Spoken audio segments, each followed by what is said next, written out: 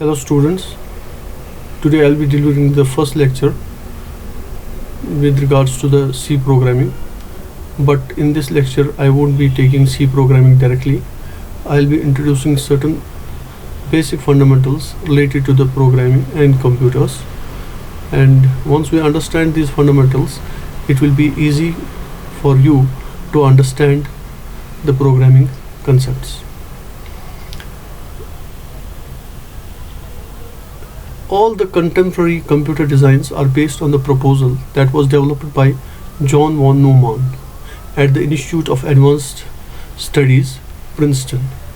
If you read good books on computer architecture, you will read or you will find the proposal of John von Neumann in those books, and you will come to know that the model that this great man has put forward is based on the model of the brain. Let me explain this with an example. If I give you the question like this, that is 2 plus 7 minus 3 is how much, you will definitely add 2 to the 7 and then subtract 3 from 8, and you will give me the result 6. But let us see and ponder how our brain does it. How does this question reach our brain?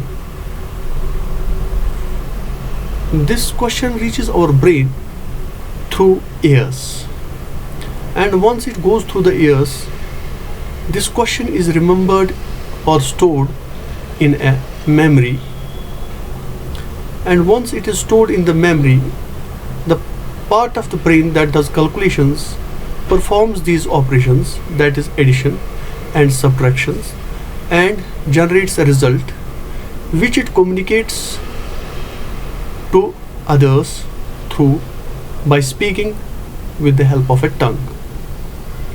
Now, if you see this equation, it has got two parts, that is the LHS side and the RHS side. If you see this LHS side, I call it as a program. Now let us see what are the different parts of this program. In this program we have got these values 2, 7 and 3, and we have got these operations plus and minus. These values in computer science we call as inputs or data, and these operations, that is plus and minus, we call as instructions. So instructions are operations that are performed on the data, and the combination of instructions and data forms a program in the crude sense. Now, once the instructions operate on the data, we are able to get the result. We call that result as an output. So the result of every program is called as output. Now, doing these operations or performing these operations that are designated by a particular instructions, say adding 2 to the 7, that is performing this operation, is called as execution. Now, in our case, it is the brain who does the execution, and doing the calculations we can call as processing. Let us compare this now with the computer.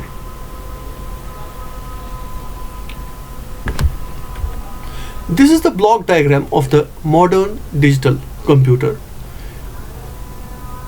It has got 4 important components, and these important components are equally present in humans.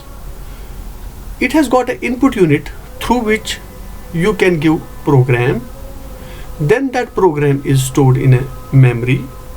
Once the program is in a memory, it can be executed by the CPU. This CPU is the brain of the computer. This is also called as central processing unit, or microprocessor, or MUPI in short. This CPU is able to execute the instructions, that is, it is able to perform the operations that are designated by the instructions.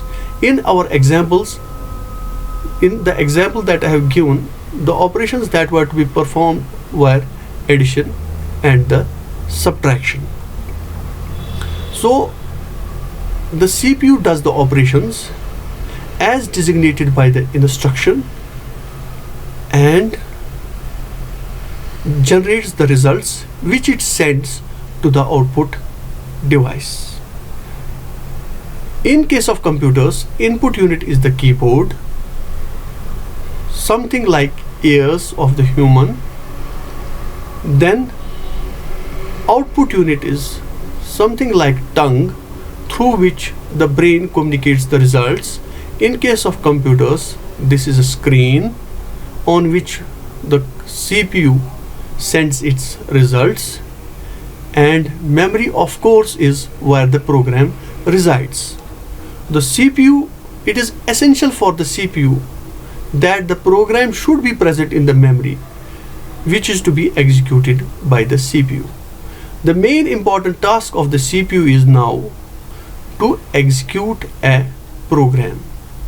And as you have understood now, program is nothing but the set of instructions and data manipulated by those instructions.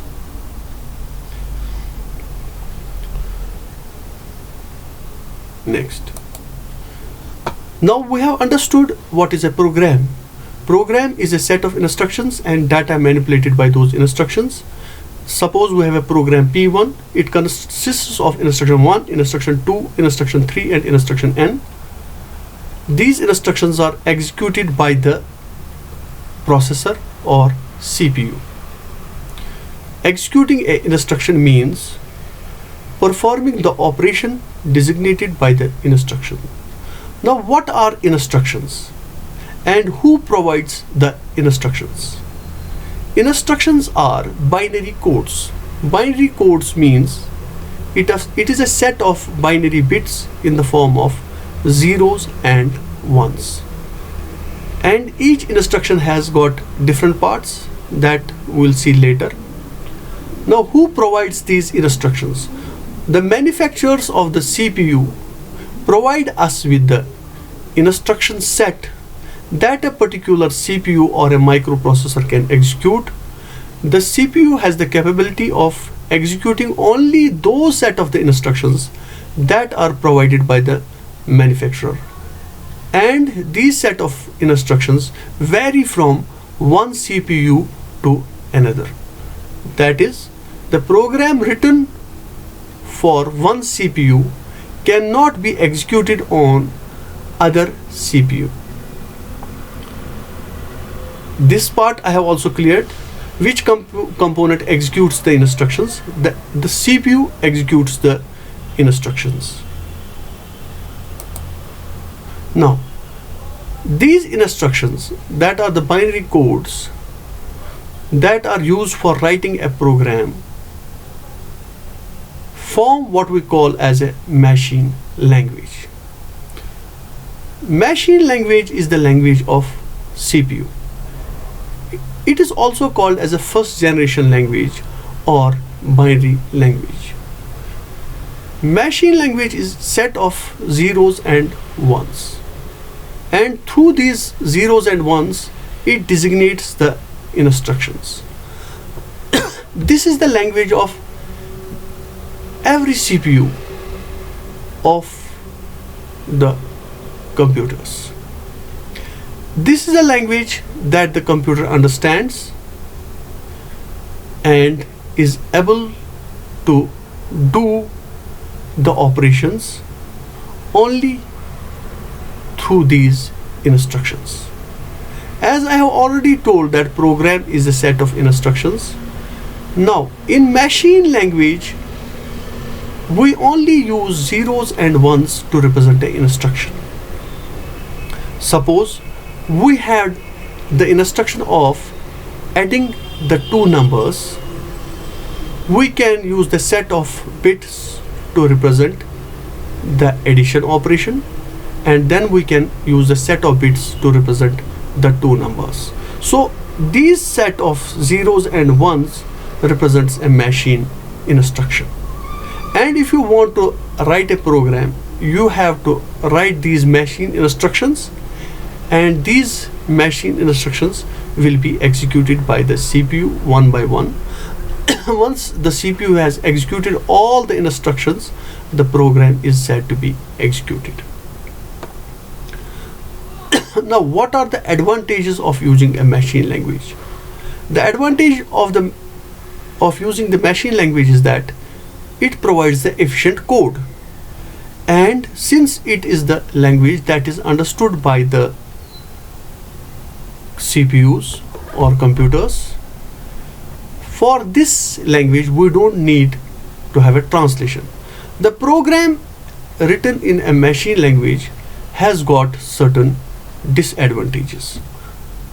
These are: first, it is very difficult to remember the instructions in binary, so it is very difficult to write a program in machine language.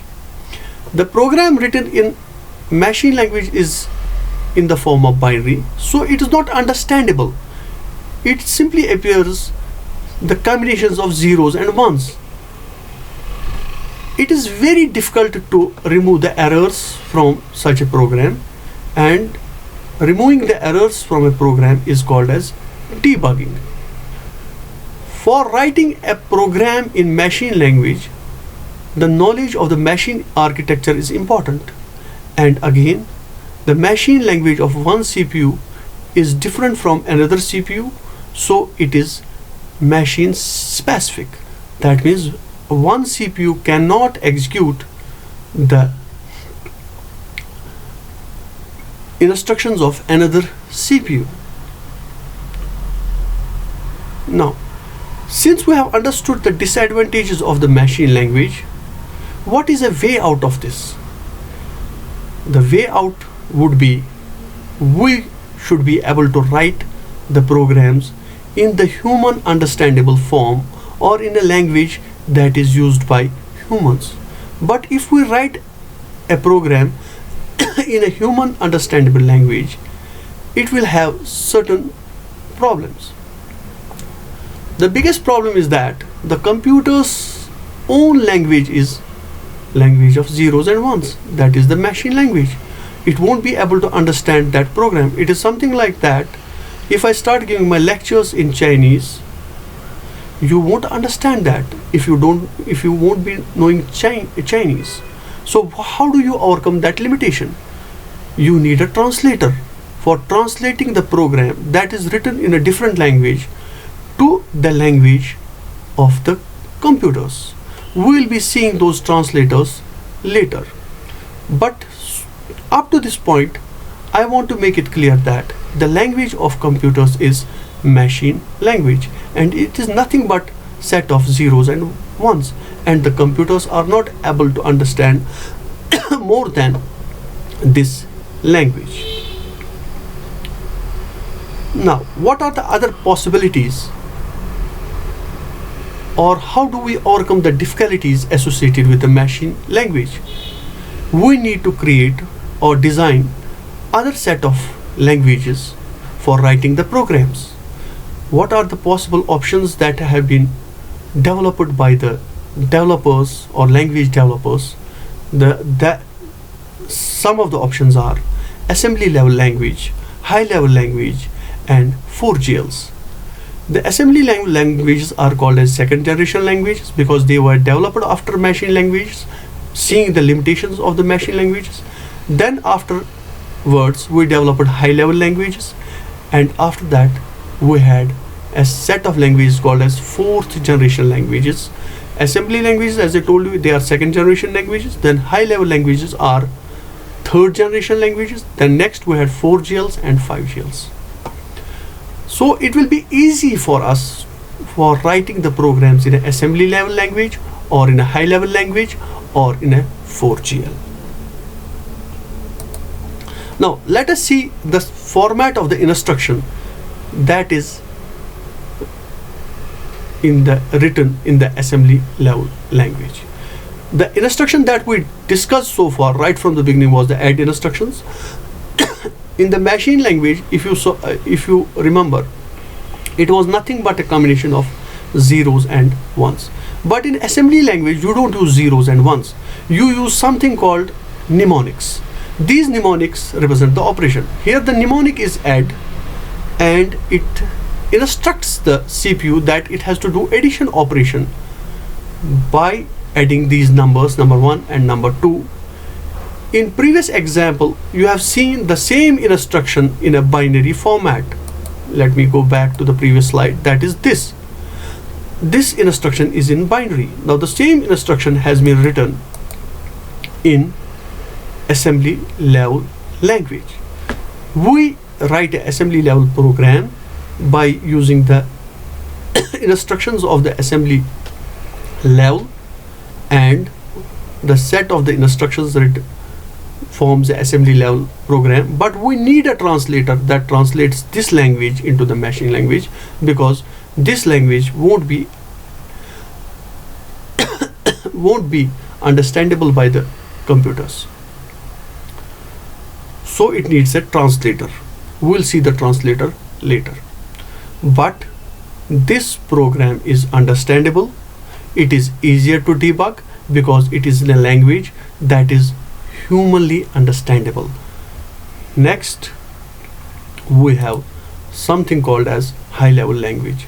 The statements of this language or the instructions of this language are something like this. Something like we write equations in our arithmetics.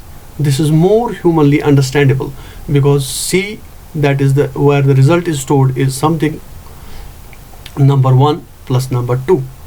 It is more understandable than the assembly language, and C falls into this category, that is high level language.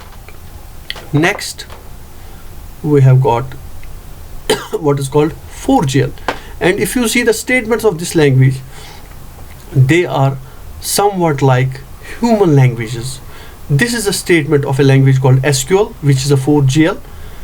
There are different examples of the languages for high level languages and 4GLs. Now the statement is like this: insert into employee table name, age, values, roof and 45, where roof is the value of the name and his age value is 45, and this is sum table where you have to insert these values. This is more like human language. So as we go from machine languages to 4GLs, the understandability increases, understandability of a program. Finding errors is easier because the statements are somewhat like the languages that are used by humans, and understanding the programs is easier, debugging the programs is easier, writing the programs is easier, but the limitation is that you need to translate these programs into the machine level language. I hope you have been benefited by this lecture. I will be looking forward for your feedbacks and comments so that I can update myself and improve on these lectures. Thank you.